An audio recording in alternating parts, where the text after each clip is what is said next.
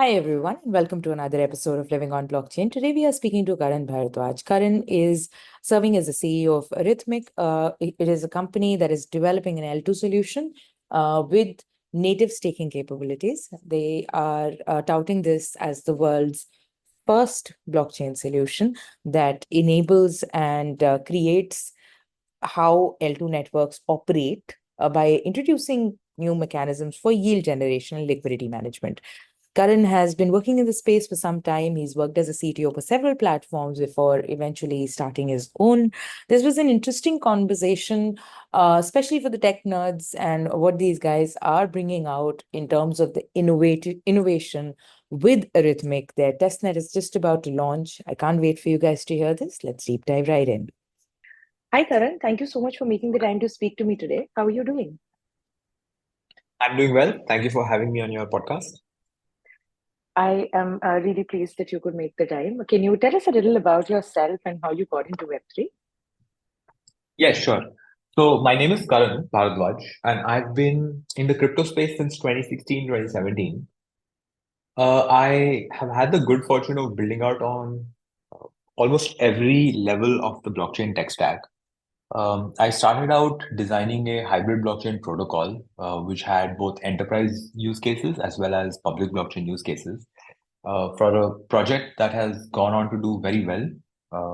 It used to be top 100 coin market cap. Then I moved on to building out decentralized apps as well as some other protocol plays. Right. I've had the good fortune of building out payment gateways, exchanges, OTC exchanges, Okay. a fair number of products in the crypto space. Okay, awesome. So you've had quite an extensive, journey with quite a background. Like, you worked on different kind of tools. Like you mentioned, you've worked on every level of the tech stack in Mhm. Web3. So what led you to become the CEO of Arithmic? And can you tell us a little about what the platform is all about? Sure. So about three and a half years ago, I came across proof systems. Proof systems are essentially what is behind ZK rollups, ZK slash validity rollups. And when I came across them and I really dug into them, really studied them, I realized that this had the potential of solving a lot of the technical bottlenecks that I had faced throughout my career building on the blockchain tech stack. And I got super excited by what Proof Systems promised. I found a chief scientist, my co-founder, Vineet, and I raised some funding, and we've been building the Arithmetic network, which is a validity layer two, for the last about 2.5 years. Wow, wonderful. So, like, how did you decide that, okay, this is the right time to perhaps start building on a platform like this? And can you tell us in perhaps one line the USP of this particular L2 that you're building? Okay, so what we found when we started building out in the L2 space is that there was a very serious problem of centralization, right? Uh, Now, I'll put in context for you why centralization of L2s or any network is problematic, right? If you look at Bitcoin and Ethereum, over the last 10 years or so, more for Bitcoin, but let's just look at a decade, they've had a lot of time to issue their token and distribute it. And how have they done it? So the way they've done it is they've invited multiple infrastructure providers, which can be individuals or pools, to come to their network and take part in the consensus process, in the essentially the proof of work consensus process, right? Now, for providing computation for proof of work, or in other words, for securing their networks, the protocols themselves would issue the core currency, right? Bitcoin or Ether, and reward these people for providing computational services to secure their networks. And over the last 10 years, they've issued and distributed on this model, right? And both have achieved a very high degree of decentralization, right? And the reason that they were able to achieve this issuance and distribution is because of the decentralization that they were able to achieve. L2, unfortunately, most L2 networks that have tokens, etc., they also want to issue and distribute tokens, right? They have their own tokens and they want to issue and distribute, but they are centralized. So there is a fundamental breakdown in creating a stable L2 network because of the centralization that affects L2 networks. Okay. So you guys are changing that. Yeah, so now let me explain how we decentralize a L2 network and Sure. potentially decentralize the L2 ecosystem as well, right? Mm-hmm. So what we do, so we are building we've built a ZKVM on the Lasso Jolt paradigm. And in order to secure this L2 network, what we do is we allow for retail users and institutions to come with stake.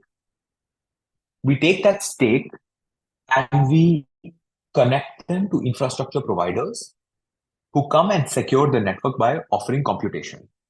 Now, on layer 2, computation looks slightly different from layer 1.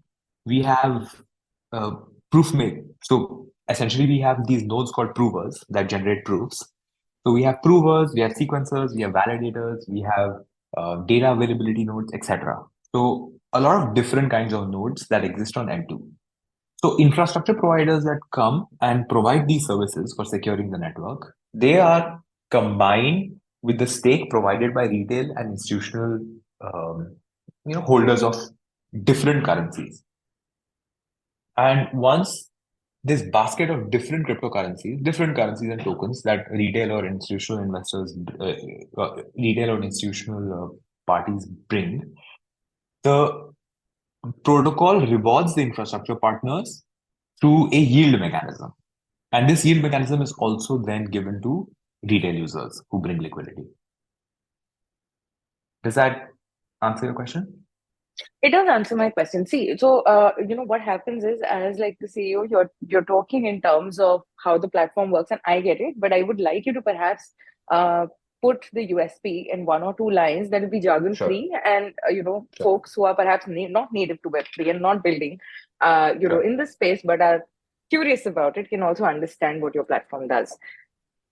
Sure. Okay. So just like L1, L2 networks also require a lot of compute. In fact, L2 networks require more computation than L1 networks to maintain the state or to maintain essentially the transaction list, the transaction, so account list, etc. What would be what that would mean in the conventional centralized sense? Essentially the state of the network, right? And L2 networks require even more computation because there's a lot of proof making activity that happens. Right. So there's another level of computation that is required, right? Now, infrastructure providers, when they come and provide this computation, the protocol pays them for this service that they provide, right? But most L2 networks are already proof of stake or proof of work doesn't really fit with L2 networks, right? So what the innovation that we've done is twofold, right? The first innovation is that we've allowed for a basket of different currencies to come. So basically a basket of multiple cryptocurrencies like Ether, BTC, certain LSTs, other L1 tokens like Matic, etc. Pretty akin to multi-chain staking protocols, right? Yeah, so we actually it's a multi-chain staking pool, essentially. Okay. Right. So this multi-chain staking pool allows users to earn a high yield paid out by the protocol, and for infrastructure providers to come and provide the computation that's necessary to carry out proving, validation, sequencing, etc. Right. So what this helps us do is that this helps us issue our own token in a very organic manner. So against the computation that's provided by infrastructure providers. So against proving activity, against sequencing activity, against validation activity, which is all decentralized, we are able to issue and distribute our token in a very organic and natural way. So not only do we fix the problem of issuance and distribution for a centralized layer 2 ecosystem, like any network, but we fix the issuance and distribution problem as well. right? And what we further do is we extend this marketplace, right, where multi-chain staking pools are coming, infrastructure providers are coming and getting matched together. We extend this to this marketplace to other L1s and L2s. So now these infrastructure providers can provide computational services to other L2 networks. And so that allows our users to restake their currencies and tokens so that other networks are also secure. So what this allows us to do is it allows us to help decentralize the L2 ecosystem in general, and at the same time earning multiple levels of yield for retail and institutional stake. Right. So the users are, incentivized, as well as the institutions are incentivized to use the network. So with any other, with any L2, or if you're working on any sort of a blockchain protocol that becomes like the backbone for applications, and I'm saying this for the benefit of our users, you've mentioned how your protocol is different. But can you tell us a little more about the community building aspect, and how are you incentivizing or bringing in more developers to actually build on your protocol? Great question. So you should look, if I have to put what we do in a single sentence before I answer that question, I'd say you should think of us as the eigenlayer for layer 2. So Okay. what eigenlayer does is eigenlayer allows for restaking for Ethereum and some other LST tokens, etc., right? But it's essentially mainly targeting L1 Ethereum, right? The entire L2 ecosystem, which processes about 22 times the bandwidth of L1, has the potential of having an even larger lucrative restaking ecosystem, right? And so if I was to describe what we do in one sentence, it would be we are the eigenlayer for L2 that targets L2. Okay? And how do we actually attract community? How do we actually Right. attract developers, etc., right? So because we are a restaking platform, the restaking protocols have a natural, how should I put it, a very natural synergy with us. Because so far, what they had been doing is they had been restaking on L1 Ethereum, right? And then issuing their liquid staking derivatives on the basis of that staking activity. Now, an entirely new set of networks can open up to them where they can restake either the native tokens of these L2 networks, or if they accept certain kinds of LSTs or Ether, etc., restake through our network. So there is a very natural synergy between restaking protocols or staking protocols to work with our network, right? And on the other hand, for other L2s and L1s, there is a equally synergistic relationship that we can have because we essentially decentralize their infrastructure. So rather than them focusing on coming up with siloed individual infrastructure providers, which is what we are seeing today, they can allow for our marketplace to sort of decentralize their networks and at the same time fix issuance and distribution even for their networks. So there's even greater synergy for infrastructure projects to connect to us. Understood. So obviously, the infrastructure providers have an added advantage if they do join and they connect with you, they collaborate with you, then they can utilize the tech that you've already built and make their own network more robust. Yes, more So decentralized and fix their issuance and right, distribution models. right. So would you say that you're more B2B facing than B2C facing as an infra layer? I think that in the blockchain space, I don't think that networks operate as a typical business, Hmm. since their goal essentially is to decentralize, right? So if you were a centralized business, your goal is to keep increasing the size of the company and in proportion to the revenue, in proportion to the profits, etc., right? But in the blockchain space, the goal is to decentralize so that more and more functionality of the network is owned by the community. So in that sense, no matter whether our relationship is with projects or it's with other builders or it's with retail users, it's we always look at it in the form of our community or the extended community, whether it's the L2 ecosystem or the L1 ecosystem player, right? That's how we look at it. Understood. All right. So in terms of perhaps creating and building and working on a community, going back to the question that I had asked, what are the kind of initiatives that you guys are taking to make sure that you have like a robust community at hand before you guys take perhaps your native token is to listing? Right. So in addition to the things I listed, what we have designed are some events around key moments in our network's journey, right? One is the testnet launch.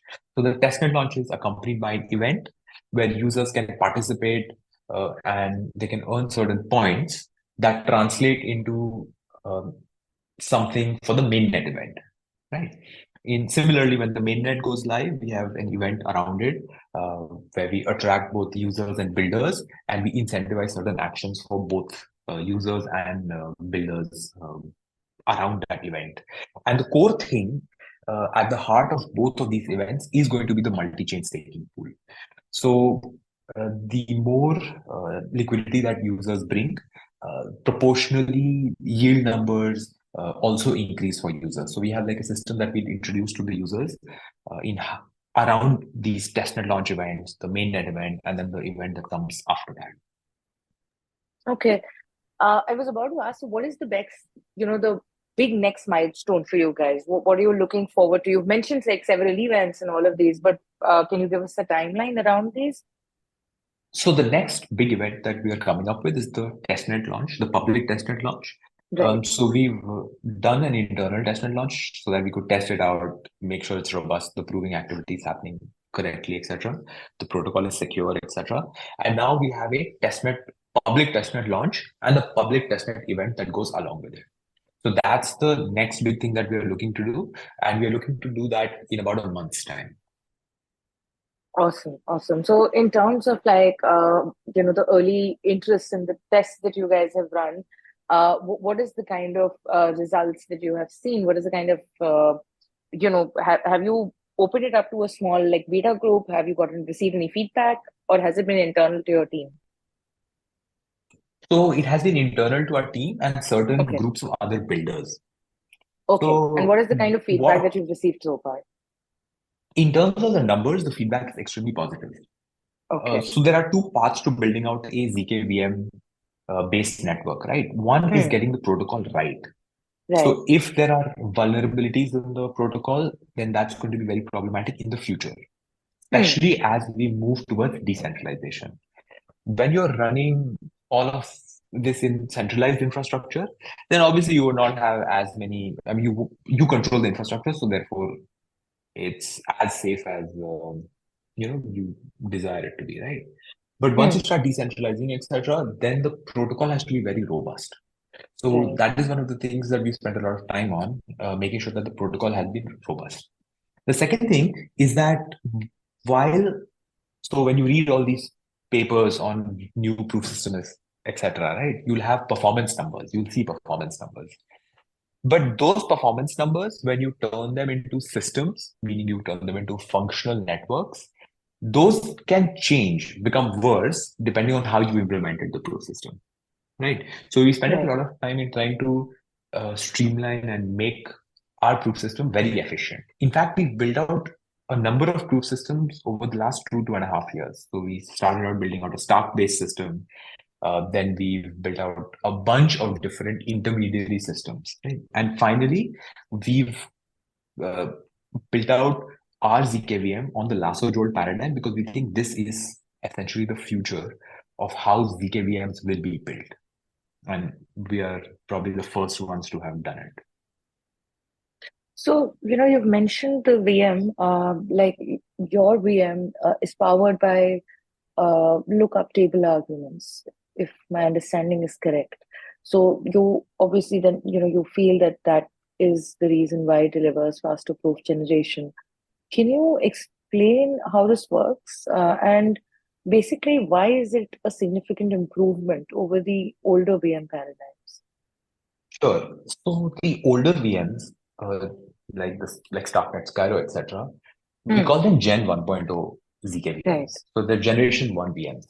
So what they essentially do is they do a lot of additional computation. So think about it this way. You're taking a bunch of transactions that would have gone on L1 and you're routing them through L2, right? So the verification activity that you were doing on L1, you're trying to reduce that time on L1. And on L2, you're doing a lot of additional computation on top of those transactions. What ends up happening is that you can, if the system is not designed well, you can see up to 20,000x overheads per transaction on layer 2. So essentially, per transaction, you're doing 20,000 times the computation, right? And that has been the problem that has plagued Gen 1.0 ZKVMs. And we've had a chance to build out those proof systems, so we know very well Hmm. that one of the ways that you mitigate it is by reducing the bit lengths in different Hmm. parts of the protocol, but that makes your protocol less safe, less secure, right? So with the last control paradigm, there are new ways of using lookup tables which reduce these overheads significantly because you're not actively doing essentially evaluating circuits, not fully evaluating the circuits. All the time you are recording or you have these tables which have results of computations already filled in, putting it very high level, right? So you're essentially reducing the overhead Right. for computation that you need to do on layer two. Hmm. So this Basically, makes the these, time reduces, right? Like as you yes, said, on a very broad level and the macro level, if you had to explain it, so the time reduces. the proof times reduce drastically. Yes. Right. So, can you tell us a little about the restaking mechanism as well? Because these are Hmm. the two innovations that you've mentioned, the advanced Hmm. VM as well as the restaking mechanism, which has Yes. multi-chain staking pools, right? So, if you could Yes. tell us a little about those and how they work and how does I think the benefit to the user is very obvious, but nevertheless, if you could underline that a little bit and highlight it a little bit as well, that'd be great. Sure. So I'll describe both the staking and the restaking that people can do through our network, right? So at the first level of staking, essentially when infrastructure providers secure our network and retail users put their tokens in multi-chain staking pools, they stake against the computational activity on our network. And so they earn a level of yield from the staking mechanism on our own Arithmic network, right? So that's the first level of yield that users are able to generate, to earn. And then we also allow for restaking on other L2s and L1s. So now users are able to earn yield based on yield generated on other L2s and L1s. So that's the restaking bit. And since we allow for LSTs, certain LSTs to be also be part of the pool and weighted differently than Ether or BTC, etc., users can earn yield on their already staked Ether, perhaps on a different protocol, or if they stake ETH to our protocol, then even on the LSTs that are generated from that staking. So at once, you can see that the users are able to earn many levels of yield. Right. So this becomes very, very beneficial for the user because they are earning at on multiple levels, as you mentioned. So Yes. how are you going about educating the end user for this? Because this is something new that you guys have brought in, and the learning curve would be perhaps there to a certain degree. Is there a content that you're creating? How are you bridging this gap? So we're doing it in a few different ways. We Hmm. have a white paper that describes this mechanism, and we are Right. constantly adding to that white paper to add more and more details. We Right. have a Gitbook that's going to be live very soon, updated Gitbook that's going to be live very soon, which also walks different kinds of users depending on their technical ability. Then we have our website, which also describes this at another level. We have blog posts and blog articles that come periodically that explain not only our technical work, but also how the staking activity will work. And soon we are going to have explainer videos of how the protocol works, how staking can happen, how infrastructure providers can connect to us, what are the chains and staking protocols that we are connected to. So all of these we are going to be building out. And of course, we have our Discord community with our mods, etc., who are very helpful and very happy to talk to our community members, no matter who they are. Right. So for this particular testnet launch, are there offline events as well that you're planning to hold to get more get a more engaged audience on board? Is it We will do some incentivized in nature? That also, yes. yeah, I think you should answer. So we are going to be having some offline events as well. These will be Wonderful. around larger crypto events that will happen around the world. We have, for example, we'll be attending Token 2049. We'll be attending some of the North American events as well. These we will announce later. We will have side events with other partners at these main larger crypto events also. And in addition to this, we've come up with a uh, sort of not exactly a hackathon with a grant-based model. It's slightly different, where it's a much longer development cycle. It's offline in the sense that people can do it from wherever they are based, and they build over a period of time, and we have certain grants attached to that activity as well.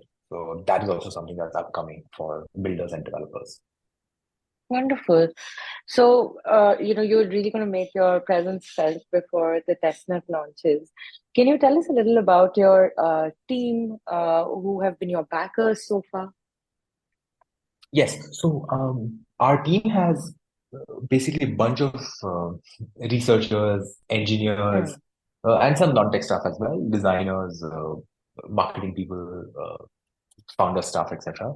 But a bulk of the team is very, so the researchers are all PhDs, masters, etc., in mathematics and CS, because that's a big part of what we do.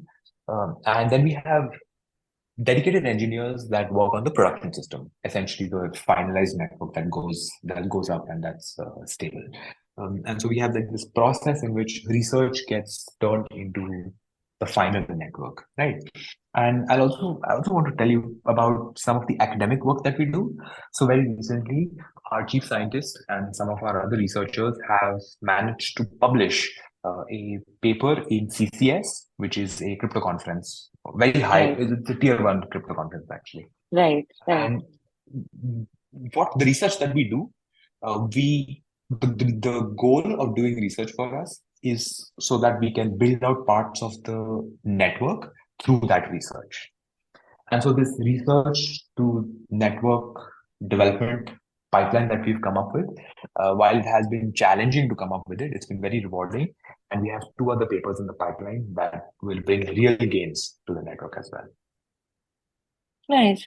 So, you're focusing, your team has obviously researchers and scientists, and you're focusing a lot on your R&D, which I think are hallmarks for a good project, focusing on the basics and getting that right. So, is your team entirely remote, or are you working out of the same location?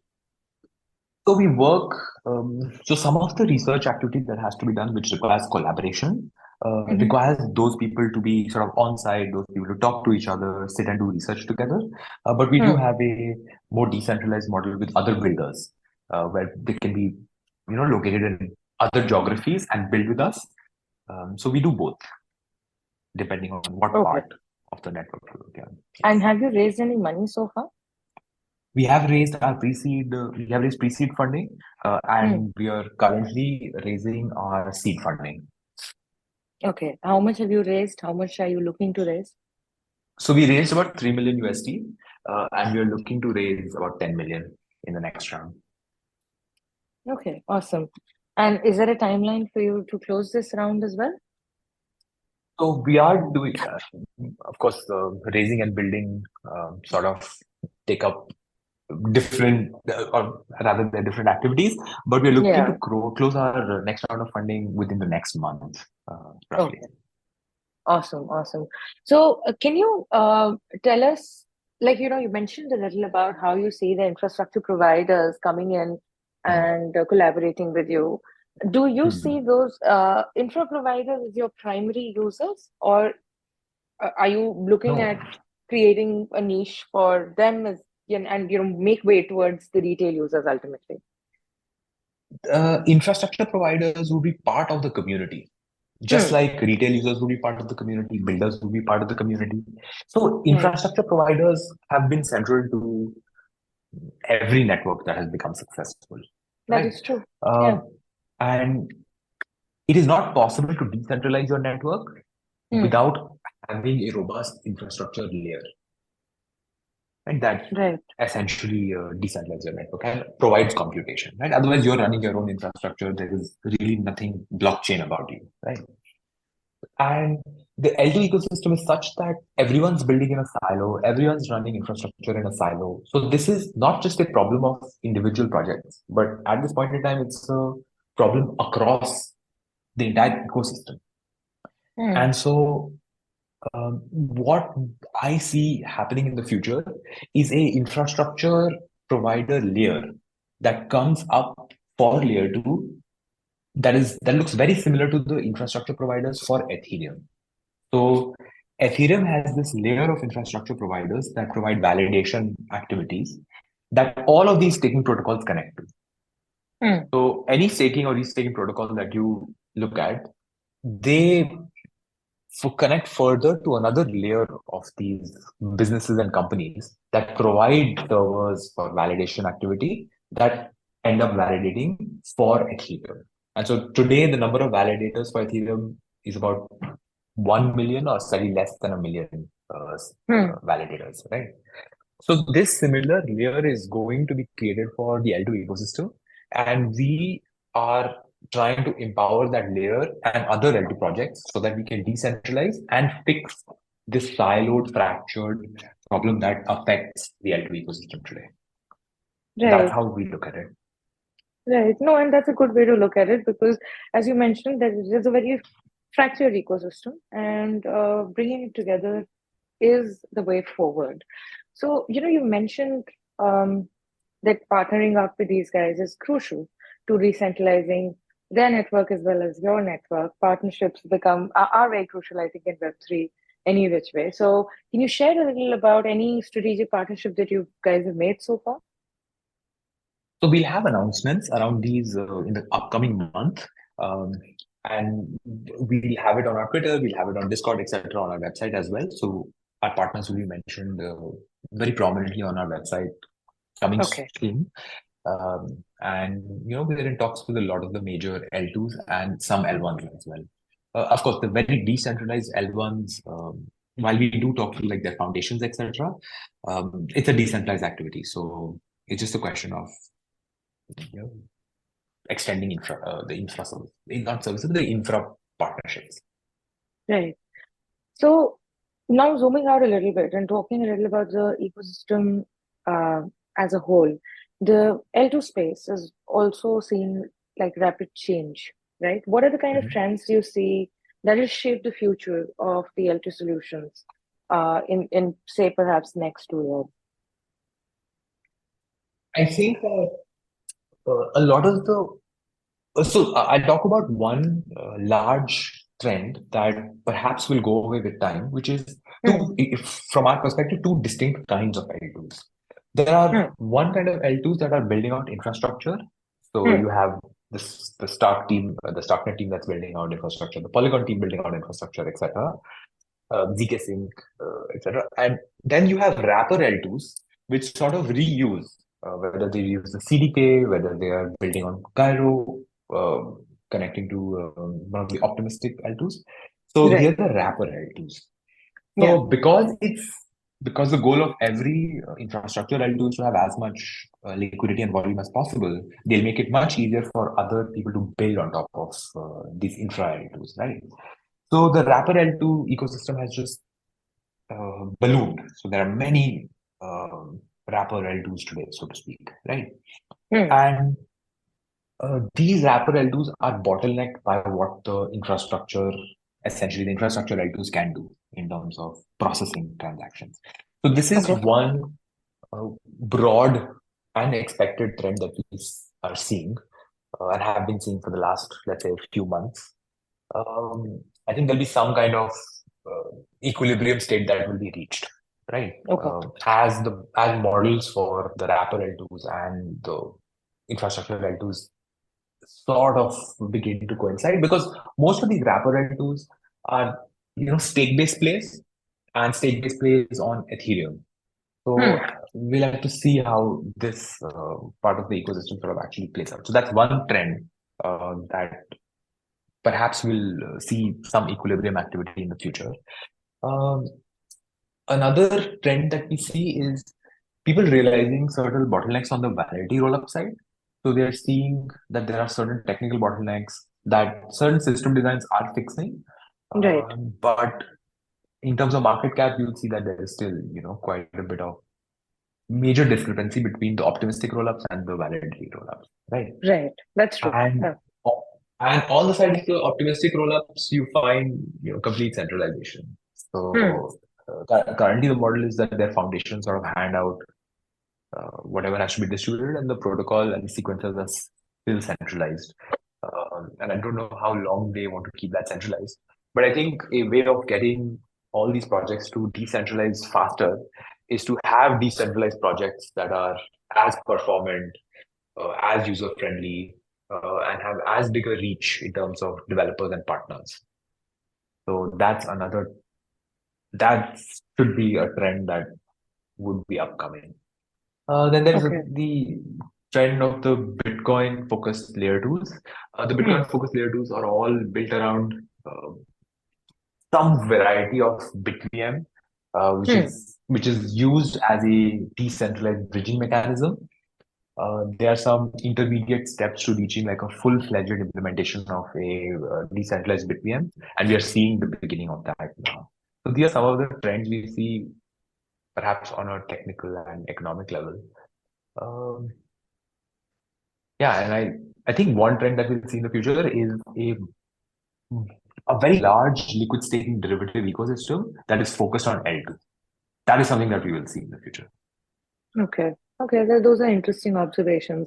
Can you tell us a little about the challenges that come in terms of creating and scaling L2 solutions?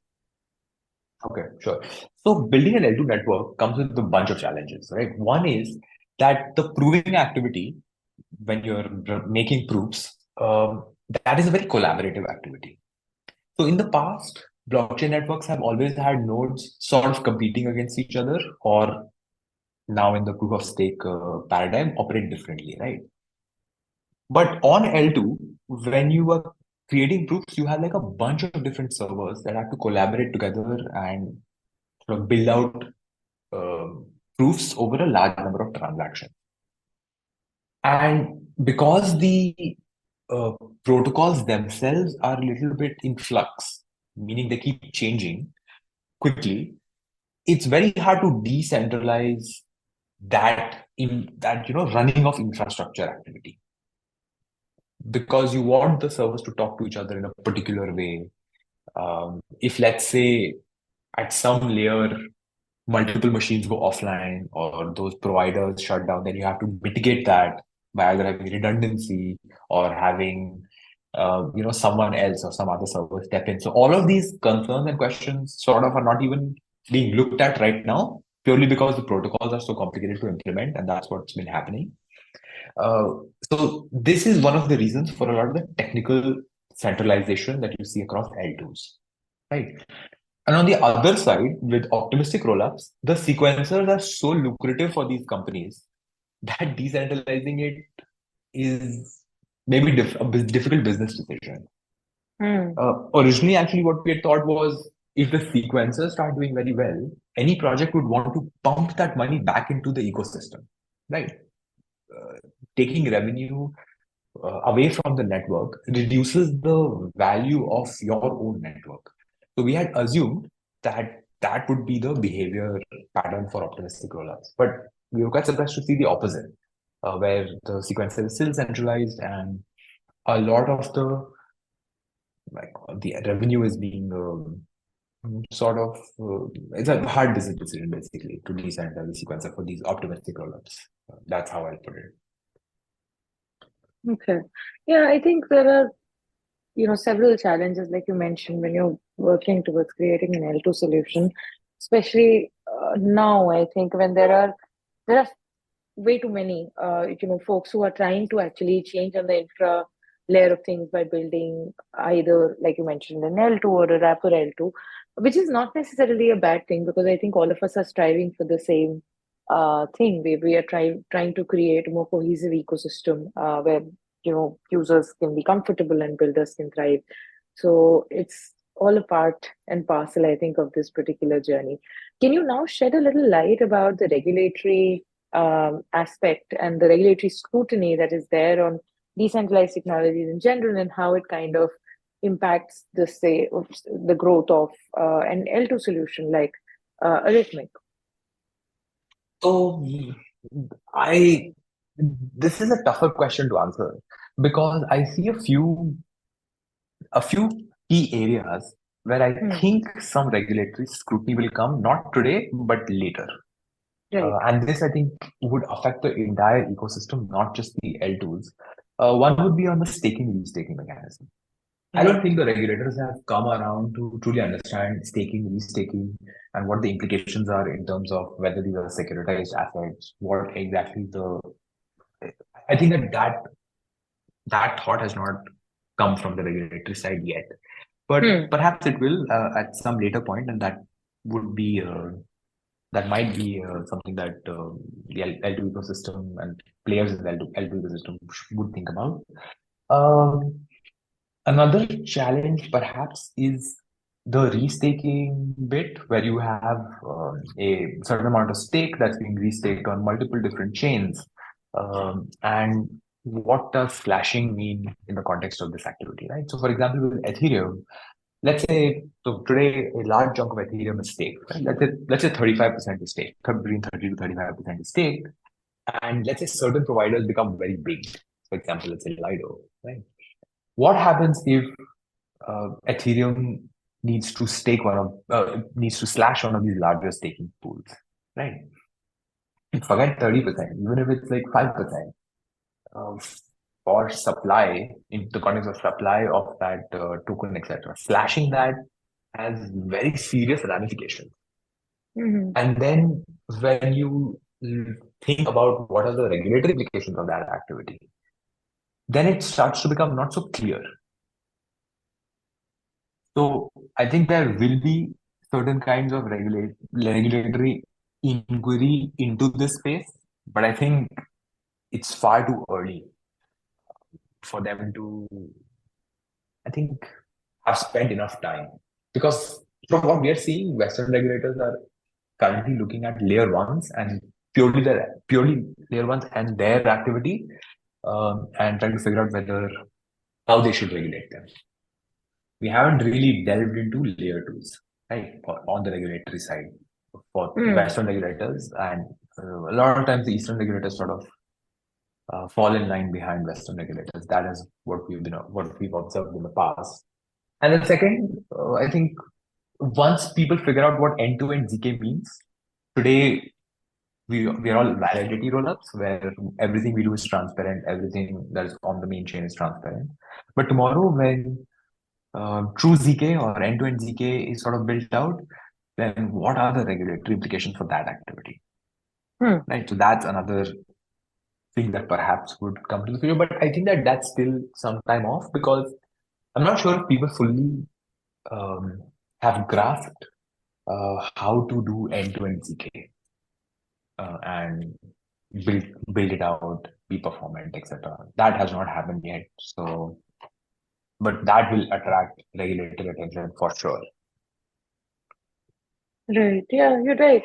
Absolutely. But I think, as you said, that this is not something that they have fully understood and they're not looking at it right now. But once they do start looking at it, I think it would have widespread impact as well on the ecosystem as a whole. So, Karan, this has been a great conversation, but I'm almost out of time, and I would like to ask you my penultimate question before asking you that one question that I ask everybody who comes on the show. I would love to understand from you, how do you balance the drive for innovation with the need to create, say, practical, user-friendly solutions? Because this is a rapidly changing industry. What is your perspective there? Please share your 2 cents. So we don't look at these two activities as separate from each other. We Hmm. combine them together. So we look at how innovation or research can be done and things implemented to solve actual real problems that exist in the L2 slash blockchain space. So, which is why if you go through some of the even more formal research papers that we publish, you will find that those are addressing real life problems that we face when we build out these systems. So every time we innovate around problems that we face and our users face. So that's sort of how we look at it. We don't just look at innovation that happens in a silo. Actually, I'm not sure if that is even possible. Yeah. So that's my perspective, roughly. I think what this question perhaps was trying to go in the lines of was that, at times one has like all of these innovative ideas, considering, you guys are pioneering in innovation in the L2 space by coming up with something completely new, unheard of. At times, we as builders get ahead of ourselves and we get in our echo chamber where we are building on those innovative solutions without really looking at it from perhaps the user's perspective. But what you mentioned at the beginning of that answer, that you don't have to disconnect those two. Even if there is an innovative idea, perhaps connecting it to how the user will approach that particular solution is a good thing to keep in mind, so that the innovative idea does not completely alienate the user. Absolutely. Because if you're just building like excellent, innovative layer twos that are just not accessible to users, Yeah, then really you've not done much. And we are yeah. quickly approaching a point where these chains, whether it's Ethereum or whether it's layer two chains, they're very complicated and very difficult to understand. Hmm. And so fewer and fewer people understand all of it or large parts of it. I'm talking about at the implementation level as well, right? And I think part of it can be mitigated by us builders communicating better, us builders involving as many other people to participate in the building activity as possible. And then having like this very precise and consistent chain of communication all the way down to the retail user. So that's something that we are very passionate and we think about, and we'll have like a bunch of blogs and videos um, to aid this activity. I think it's very important to keep those two aligned. Now, coming to the last question that I usually ask everybody who comes on the show. You're somebody who's, as you mentioned yourself, that you've built on a different layer of the tech stack in Web3, but even prior to that, you actively chose to perhaps build in this space, coming from a Hmm. background in fintech and deep tech. How did you decide to make that leap? And what would be your suggestions for other folks who are perhaps looking to do that so that they can start living on blockchain? Um, I'd say that if you have been part of the TradFi space, so I'll answer it in a slight different way. So let's say you've Hmm. been part of the TradFi space and you've looked at financial instrument um, in the conventional regulated credit-based almost structuring, right? There are certain models in the TradFi space that work very well in the decentralized space that are also de-risked in some sense, right? And with the upcoming RWA, many RWAs in fact, I think Hmm. that we'll see more and more of TradFi having related associated products on in the Web3 in the blockchain space. So for the TradFi folks, it would be very useful for them to sort of look at what is possible, what kind of financial instruments can be built here. For builders, I think that building in the blockchain space and building seriously gives you a lot of skills because you're forced to build at so many different levels, right? You're forced to build at the networking level, you're forced to build at the backend level, sometimes you're forced to build at the front end level as well. So it sort of really rounds you off as a developer. If you're a developer who likes challenge and likes building out challenging things, then I think blockchain is a great place for you to sharpen those skills. Hmm. Yeah, so I'd say understanding where you fit within the Web3 ecosystem, what motivates you, where you feel excited, and of course, where there seems to be some liquidity as well. These would be considerations for anyone who wants to be part of blockchain and Web3. I think, yeah, those are good suggestions, and I think all our listeners should pay heed to them. Now, we need to wrap this up, Karan. Any parting thoughts before we do? Yeah, thank you for having me, first of all. And I think that we are very passionate about, so in spite of there being so many L2 projects, so much Hmm. activity in the L2 and L1 space, serious builders are still fewer in number, much That fewer is than true. you would expect. Very true. And Yeah. for even when we like to hire people, when we want to hire more people, it's very hard for us to actually find Good talent. Yeah. engineers. Yeah. Yeah. So we essentially train in-house, etc. Right? So Hmm. if you But guys that are, is very tedious as well. But yeah, I understand why you need to do it. I've been there, done that. yes, sometimes you have no choice. You have to do it, Yeah, especially, exactly. Yeah. yeah. So serious builders, serious developers, um, it, Web3 would really benefit from having more of these people. And we really want to help the L2 ecosystem by being Hmm. very serious builders who also build lu- economically lucrative models so that people are also able to generate, um, generate money, etc. Right? So we want to Right. balance both. And I think both is necessary today in the L2 space. Hmm. Yeah, I think that is as good as any way to perhaps close this particular episode. Thank you so much once again, Karan, for making the time to speak to me. This has been a very, very insightful conversation, and I'm sure that our listeners will have fun listening to it. All the best for Arithmic. Thank you, Tarusha. It was very nice being on your podcast.